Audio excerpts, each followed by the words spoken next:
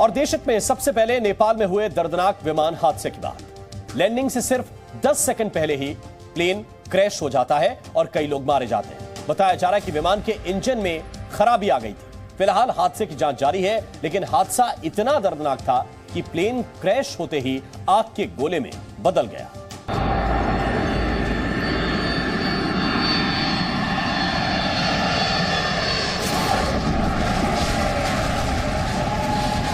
और plane crash हो गया। क्रैश होते ही प्लेन आग के गोले में बदल गया। जमीन पर राख बनने से पहले प्लेन धूं-धूं कर जलता रहा। आसपास के लोग भी घबरा गए कि आखिर ये दर्दनाक हादसा अचानक कैसे हुआ।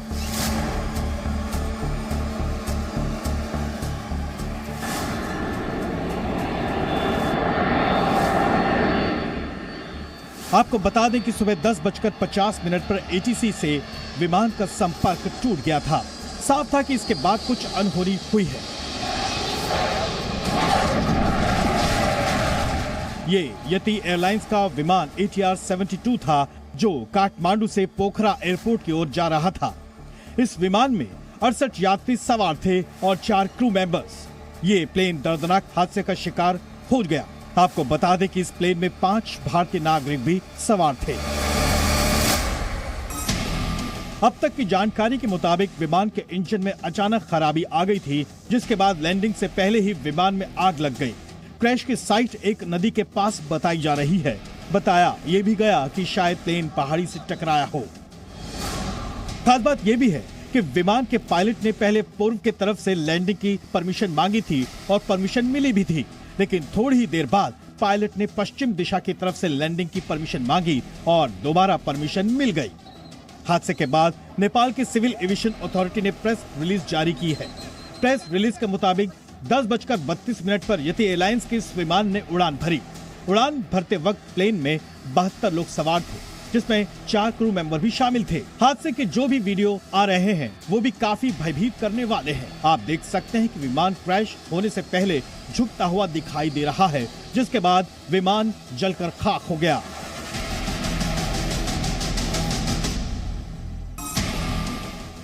हादसे की खबर पाते ही एयरपोर्ट और एयरलाइंस के साथ ही सभी एजेंसी अलर्ट मोड में आ गई। नेपाली सेना के साथ ही रेस्क्यू टीम तत्काल मौके पर पहुंच गई और बचाव कार्य शुरू हो गया। प्लेन के क्रैश साइट पर लोगों को खोजने के लिए हेलीकॉप्टर की भी मदद ली गई। इस हादसे के बाद नेपाल में एक दिन का राष्ट्रीय शोक किया गया है।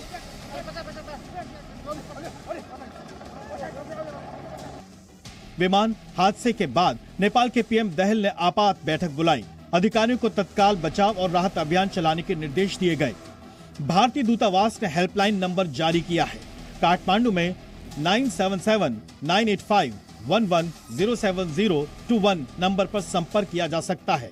पोखरा में 97798560376699 नंबर पर संपर्क करके जानकारी ली जा सकती है।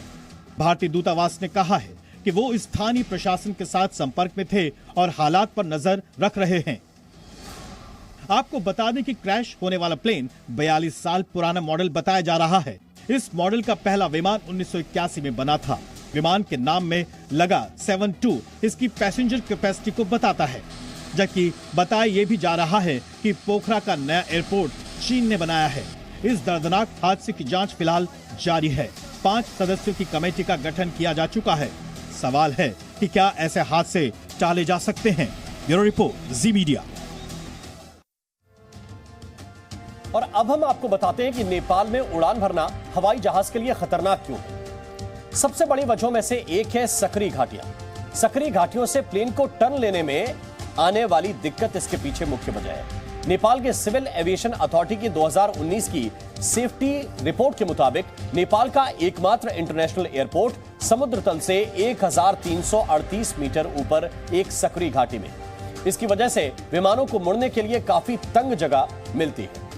वहीं मौसम का अचानक बदलना भी फ्लाइट के लिए खतरनाक हो जाता है। पहाड़ों में मौसम तेजी से बदलता है, जो विमानों की उड़ान को काफी खतरनाक बनाता है। पल पल बदलते मौसम के कारण पायलटों को विमान को नेविगेट करना काफी मुश्किल हो जाता है। इसके अलावा अच्छे रडार और ट्रेन्ड स्टाफ की कमी भी नेपाल में खतरनाक हवाई सफर का एक कारण है। यहां पायलटों को दुर्गम इलाके और मुश्किल मौसम में नेविगेट करना मुश्किल होता है। इसके साथ ही नेपाल के खराब एविएशन रिकॉर्ड की वजह से यूरोपीय कमीशन ने नेपाली एयरलाइंस पर 28 देशों के ब्लॉक में उड़ान भरने पर भी पूरी तरह से प्रतिबंध लगा रखा है। नेपाल की एविएशन अथॉरिटी पर भ्रष्टाचार के आरोप भी लगातार लगते रहे हैं। और कोरोना पर चीन का झूठ अब सबके सामने आने लगा है। चीन के नेशनल हेल्थ कमीशन के मुताबिक वहां करीब 35 दिनों में ही कोरोना से लगभग 60,000 मौत हुई है, जबकि आधिकारिक आंकड़ा इससे बहुत कम है। तो क्या अब एक बार फिर चीन की लापरवाही और झूठ दुनिया पर भारी पड़ सकता है? देखिए ये रिपोर्ट।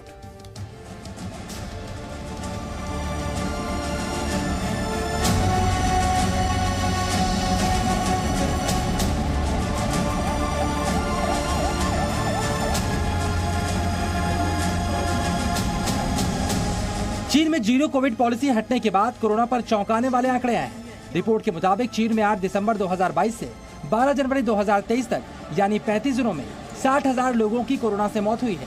ये बात किसी अनाधिकारिक सोर्स से नहीं बल्कि चीन के नेशनल हेल्थ कमीशन के अधिकारी ने खुद बताई है। 将新冠病毒核酸阳性的死亡病例判定为新冠病毒感染相关死亡病例。该标准呢，与世界卫生组织以及其他主要国家的判定标准基本一致。新冠病毒感染相关死亡病例，死亡原因归因分析分为2类，一类是新冠病毒感染导致呼吸功能衰竭死亡，另一类是基础疾病合并新冠病毒感染死亡。 ये सभी आंकड़े अस्पतालों में होने वाली मौतों के हैं। घर में इलाज करा रहे कितने लोगों की मौत हुई ये कोई नहीं जानता। एक तरफ चीन में कोरोना से हाहाकार मचा था तो दूसरी ओर प्रतिबंधों को हटाने के बाद से ही चीन ने कोरोना के आंकड़े देने बंद कर दिए थे। चीन अपने झूठ को छिपाने की कोशिश कर रहा है, लेकिन दिसंबर के आखिरी हफ्तों में आई ये तस्वीरें वहां की असली कहानी बयान कर रही हैं। अस्पतालों में बेड की भारी किल्लत है और अब मौत के आंकड़े भी सामने आ गए। कोरोना की शुरुआत चीन से हुई, इसके बाद पूरी दुनिया में कोरोना फैल गया। आइए जानते हैं इस वक्त दुनिया में कोरोना के क्या आंकड़े हैं। दुनिया में 67 करोड़ 13 लाख लोग संक्रमित हो चुके हैं, जबकि 67,30,000 लोगों की कोरोना संक्रमण से मौत हुई है। वहीं 64 करोड़ 23 लाख लोग कोरोना से रिकवर हुए हैं। अभी भी दुनिया में 2 करोड़ 21 लाख एक्टिव केस बाकी हैं। अब भारत में कोरोना के आंकड़ों को देख लेते हैं। देश में कुल 4 करोड़ 46 लाख लोग कोरोना संक्रमित हुए। कोरोना के 104 नए मामले सामने आए हैं। वहीं 24 घंटे में 182 लोग कोरोना से ठीक हुए हैं। सबसे अच्छी बात यह है भारत में अभी 2000 से कम एक्टिव केस हैं। ताजा आंकड़ों को देखें तो भारत सुरक्षित नजर आ रहा है, लेकिन फिर भी चीन की लापरवाही पूरी दुनिया पर एक बार फिर से भारी पड़ सकती है। इसीलिए हमें भी सावधान रहना होगा। ब्यूरो रिपोर्ट, जी मीडिया। यूक्रेन वॉर जोन में धीरे धीरे रूस का पलड़ा यूक्रेन पर भारी पड़ता जा रहा है। रोजाना या तो कोई इलाका यूक्रेन से छिन रहा है या फिर रूस के भीषण हमले से यूक्रेन का भारी नुकसान हो रहा है। और इस हमले से परेशान जेलेंस्की ने अब हाथ खड़े कर दिए हैं। जेलेंस्की ने साफ कह दिया है कि अगर विदेश से मदद नहीं मिली तो रूस को रोकना नामुमकिन है। इधर जेलेंस्की के लिए ब्रिटेन से राहत भरी खबर आई है। ऋषि सुनक ने यूक्रेन को चैलेंजर 2 टैंक और अपाचे हेलीकॉप्टर देने का ऐलान किया, जो वॉर जोन में गेम चेंजर साबित हो सकता है।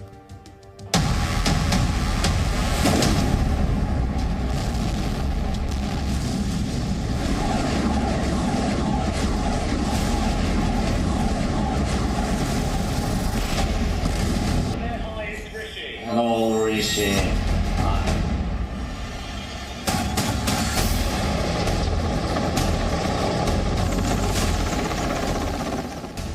रूस ने अपनी सेना को संगठित करके 2023 में यूक्रेन पर भीषण हमला बोला तो जोश में नजर आ रहे जेलेंस्की के होश उड़ गए।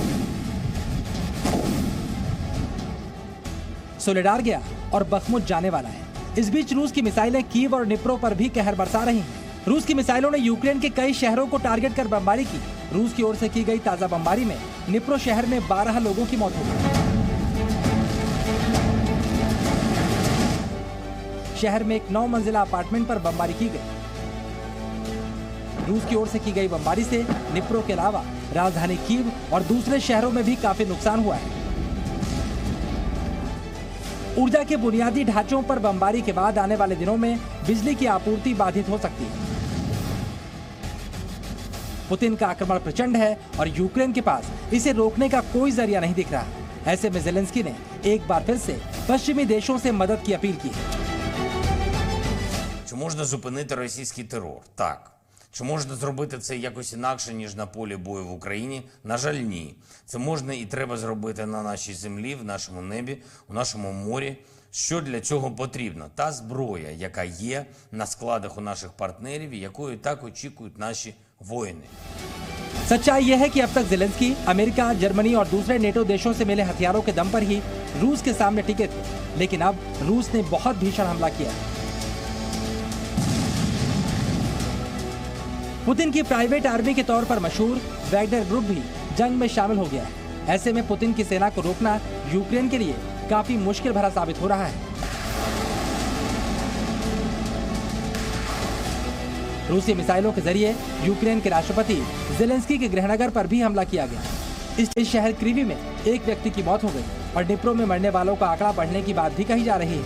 और ये आंकड़े उस वक्त सामने आ रहे हैं जब ज़ेलेंस्की ने कई मिसाइलों को मार गिराने का दावा किया है। Будь-які умовляння або час, який просто спливає, не здатні зупинити терористів, які методично вбивають наших людей ракетами, купленими в Ірані дронами, своєю артилерією. सोलेदार, बखमुत, कीव, हर जगह रूस का कहर बरप रहा है। अब रूस ने अपने मित्र देशों से हथियार लेकर भी यूक्रेन पर हमले शुरू किए हैं। ईरान के ड्रोन भी रूस की हमलावर ताकत को बढ़ा रहे हैं। रूस ने यूक्रेन पर भीषण हमले के लिए हथियारों का प्रोडक्शन भी बढ़ा दिया है। अब ज़ेलेंस्की ये तमाम परेशानी अपने मित्र देशों को बता रहे हैं। फिलहाल इस अपील के बाद अब ब्रिटेन के प्रधानमंत्री ऋषि सुनक ज़ेलेंस्की की मदद के लिए आ गया है। ब्रिटेन ने यूक्रेन को चैलेंजर 2 टैंक के अलावा अपाचे हेलीकॉप्टर भी देने का ऐलान किया है। ब्रिटिश रक्षा मंत्रालय के मुताबिक यूक्रेन को हेल फायर मिसाइल से लैस 4 अपाचे अटैक हेलीकॉप्टर दिए जाएंगे। ये हेलीकॉप्टर रूस यूक्रेन युद्ध की दिशा को बदलने की ताकत रखते हैं। ब्रिटेन ने इस हेलीकॉप्टर को अमेरिका से खरीदा था और माना जा रहा है वॉर जोन में ये दोनों हथियार गेम चेंजर साबित हो सकते हैं। लेकिन इस ऐलान के बाद भी ज़ेलेंस्की की परेशानी फौरन कम नहीं होगी, क्योंकि ये हथियार जब तक ज़ेलेंस्की के पास पहुंचेंगे वॉर जोन का नक्शा रूस बदल देगा।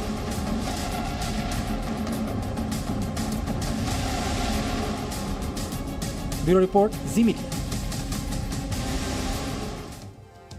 उधर रूस की सेना पूर्वी यूक्रेन में और मजबूत होती जा रही है। रूस की सेना ने भीषण लड़ाई के बाद नमक वाले शहर सोलेदार पर कब्जा कर लिया है। रूस ने दावा किया है कि उसने 3 दिन में यूक्रेन के 700 से ज्यादा सैनिकों को मार दिया है। अब रूस की सेना बखमुत की तरफ बढ़ रही है। वहीं कीव में भी हवाई हमलों के सायरन बज रहे हैं और खेरसोन में भी रूस की मिसाइलें धमाका कर रही हैं। यानी अमेरिका और नेटो देशों की मदद के बावजूद ज़ेलेंस्की पर पुतिन भारी पड़ रहे हैं।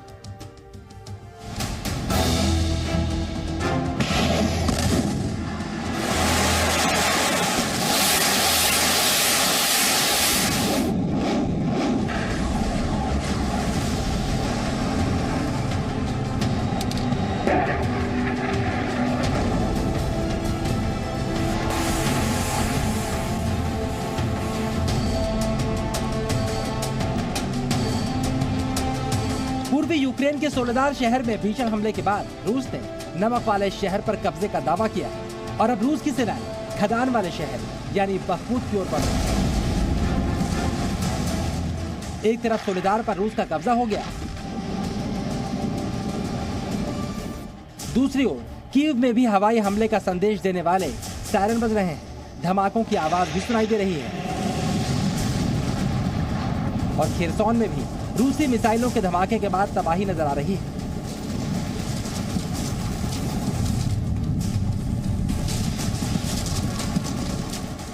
और ये स्थितियां काफी हद तक यूक्रेन वॉर की तस्वीर बयान कर रही हैं, जिसके बारे में पिछले साल के आखिर तक दावा किया जा रहा था कि ज़ेलेंस्की रुख पलट भी सकते हैं। लेकिन 2023 में रूस की चढ़ाई निर्णायक नजर आ रही है और रूस की जीत का पहला पड़ाव सोलेदार बना है, जो यूक्रेन के लिए बड़ा झटका है, क्योंकि सोलेदार जाने का मतलब पूर्वी यूक्रेन के एक और बड़े शहर बखमुत को बचाना भी यूक्रेन के लिए मुश्किल है। 12 января завершено освобождение города Солидар, которое имеет важное значение для продолжения успешных наступательных действий на Донецком направлении. Установление полного контроля над Солидаром позволяет отрезать пути снабжения украинских войск в расположенном юго-западнее городе Артемовск. सोलेदार में रूस ने कितना भीषण हमला किया और इस हमले में कितनी तबाही हुई, इसका अंदाजा इस बात से लगाया जा सकता है कि यूक्रेन में रूस के खिलाफ गोरिल्ला वॉर लड़ रही यूक्रेन की सेना के 700 से ज्यादा सैनिकों को रूस ने सिर्फ 3 दिनों में मारने का दावा किया है। रूस ने वॉर जोन में ऐसे दावे कम ही किए हैं। ऐसे में माना जा रहा है यूक्रेन का नुकसान वाकई काफी बड़ा होगा।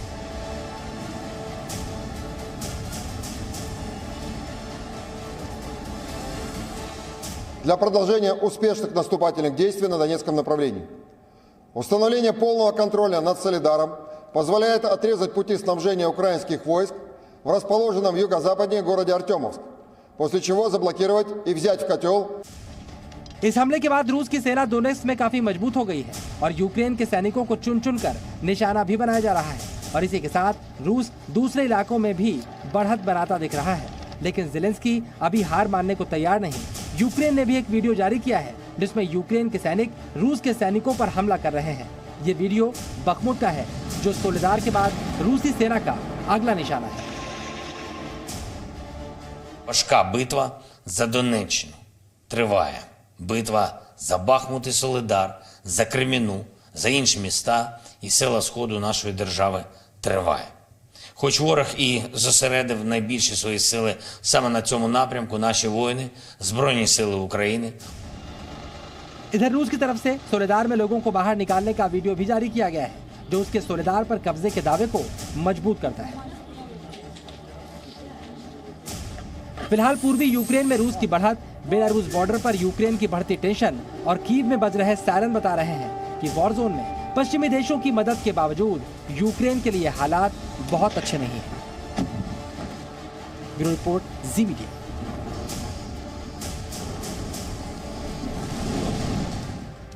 और आज देश 75वां सेना दिवस मना रहा है। इस मौके पर देश के जांबाजों ने एक बार फिर बताया कि उनकी ताकत देश के दुश्मनों को कैसे मजा चखाती है। आसमान से लेकर जमीन तक आर्मी डे के मौके पर देश ने कई दृश्य देखे जो हर भारतीय का सीना गर्व से चौड़ा करते हैं।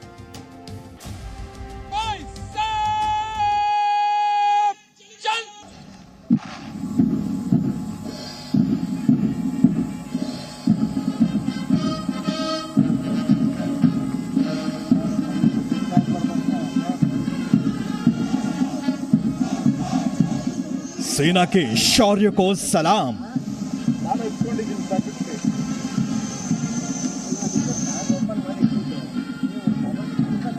आसमान में पराक्रम,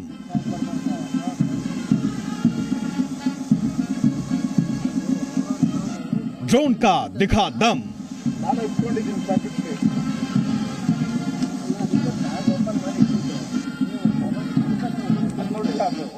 भारत की वीर सेना आज अपना 75वां सेना दिवस मना रही है।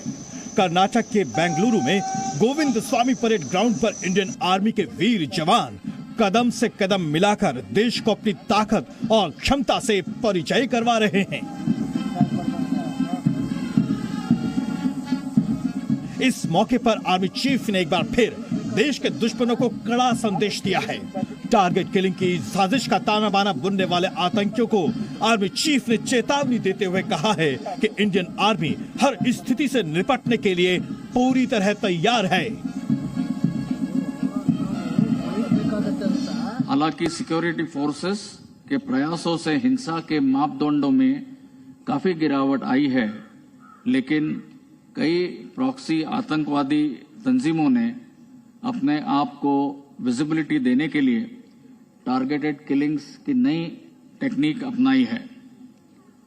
भारतीय सेना अन्य सुरक्षा बलों के साथ मिलकर इन प्रयासों को विफल करने पर संकल्पित है। आपको बता दें कि हाल के दिनों में आतंकी गतिविधियां बढ़ी हैं, टारगेट किलिंग के मामले बढ़े हैं।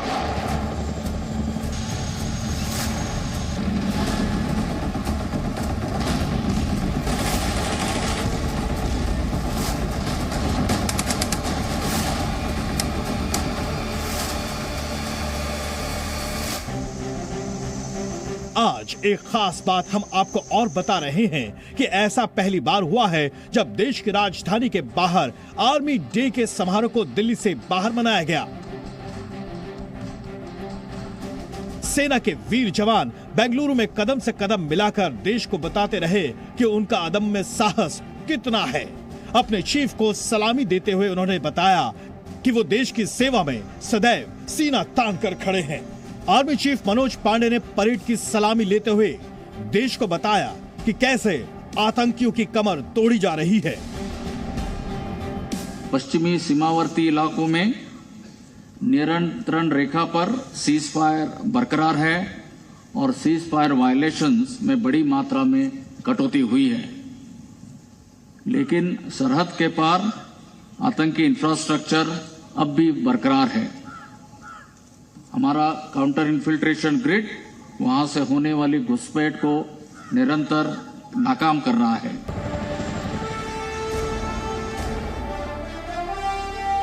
आर्मी की परेड में जमीन से लेकर आसमान तक इंडियन आर्मी ने अपने दमखम का शानदार प्रदर्शन किया। अब बारी सेना के वीर जवानों के साथ साथ ड्रोन के दमखम दिखाने की थी। दरअसल जम्मू और पंजाब के इंटरनेशनल बॉर्डर पर ड्रोन से हथियार और ड्रग पैडलिंग के मामले सामने आए हैं, लेकिन ड्रोन की नजर देश के हर दुश्मन को उसके मंसूबों पर कामयाब होने से पहले ही शिकस्त दे देती है। ड्रोन शो में एक से एक ताकतवर ड्रोन ने हिस्सा लिया है। सेना के जवानों ने बाइक पर भी जांबाजी कर परिचय देते हुए हैरत अंगेज स्टंट दिखाए। प्रधानमंत्री नरेंद्र मोदी ने भी आज 75वें आर्मी डे के मौके पर देश की सेना की जमकर सराहना की। हर भारतीय को अपनी सेना पर गर्व है। देश की रक्षा में, देश की सीमाओं की रक्षा में भारतीय सेना का योगदान, भारतीय सेना का शौर्य अतुलनीय है। सेना दिवस परेड में Madras regiment, artillery regiment, para SF, Bombay engineering group, Mahar regiment, MEG, army service corps का एक घुड़सवार दल और एक मिलिट्री बैंड के दस्ते ने परेड में भाग लिया। इसमें 5 रेजिमेंटल ब्रास बैंड भी शामिल रहे। भारतीय सेना का लोहा दुनिया भी मानती है, इसलिए विदेश मंत्री एस जयशंकर भी पाकिस्तान, चीन जैसे देशों को इशारों में साफ कर चुके हैं कि भारत किसी के दबाव में नहीं झुकता। On the northern borders, China is today seeking to change the status quo by bringing large forces in violation of our agreements. Despite the COVID, our counter response was strong and firm. So India matters because the world sees that this is a nation that will not be coerced.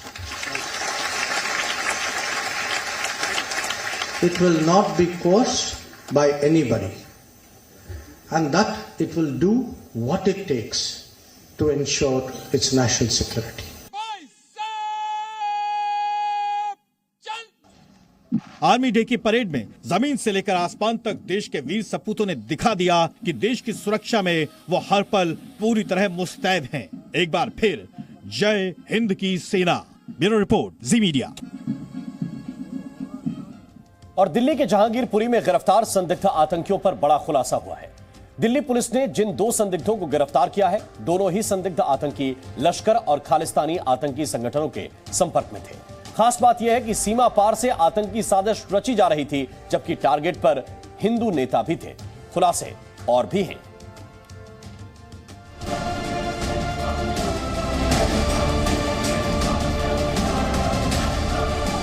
3 pistol, 22 कारतूस और grenade. निशाने पर हिंदू नेता, target पर 26 जनवरी।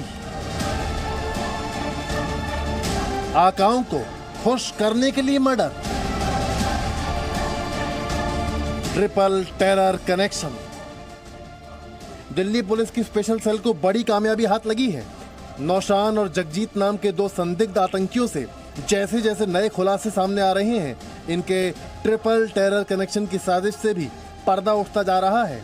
आपको बता दें कि पुलिस पूछताछ में पता चला है कि इन संदिग्धों के निशाने पर राइट विंग के नेता थे। इसीलिए इन्होंने प्लानिंग के मुताबिक एक हत्या को भी अंजाम दिया। मर्डर करने के बाद आतंकवादियों ने उसका वीडियो भी बनाया और हैंडलर को भेजा। मर्डर करके ये अपने आकाओं की नजर में चढ़ना चाहते थे। पुलिस ने जांच के दौरान पाया कि जिस घर से ये आतंकी साजिशों को रच रहे थे, वहां खून के धब्बे मिले। अगर आप एक पर्टिकुलर कम्युनिटी को टारगेट करेंगे तो उससे एक रिलीजियस हार्मोनी, कम्युनल माहौल तो खराब हो सकता है। दोनों पाकिस्तान में बैठे हुए आईएसआई के जो हैंडलर सोहेल है और साथ में जो इनके बाकी आका हैं, उन्हें खुश करने के लिए उस लड़के की गला रेत कर हत्या की, जिसके हाथ पर त्रिशूल बना हुआ था। एक हिंदू वो लड़का था और सबसे पहले उसका गला रेता गया और बॉडी के 8 टुकड़े किए गए और अलग अलग जगहों पर वो फेंक दिए। पुलिस ने 3 टुकड़ों को बरामद कर लिया है। यही नहीं, देश 26 जनवरी की तैयारियों में जुटा है, लेकिन इनके निशाने पर गणतंत्र दिवस के दिन किसी बड़ी साजिश को अंजाम देने का टारगेट था। इस तरह हरकतुल अंसार और खालिस्तानी आतंकियों के नए गठजोड़ का खुलासा भी हुआ है। इनका मकसद देश में दहशत फैलाना था। डेफिनेटली अगर आप एक पर्टिकुलर कम्युनिटी को टारगेट करेंगे तो उससे एक रिलीजियस हार्मोनी, कम्युनल माहौल तो खराब हो सकता है। दिल्ली पुलिस की स्पेशल सेल ने दोनों आतंकवादियों के पास से बड़ी मात्रा में हथियार बरामद कर लिए हैं और एज ए प्रूफ कि ये कमिटेड हैं, अपने हैंडलर्स जो इनके सिनिस्टर आका हैं, उनके इंस्ट्रक्शंस के हिसाब से काम करने के बारे में सिंसियर हैं या कमिटेड हैं, ये प्रूफ देने के लिए इन्होंने एक इनोसेंट लड़के को, एक इनोसेंट यंग आदमी को मारा और उनको बताया कि ये हमने एग्जीक्यूट कर दिया है।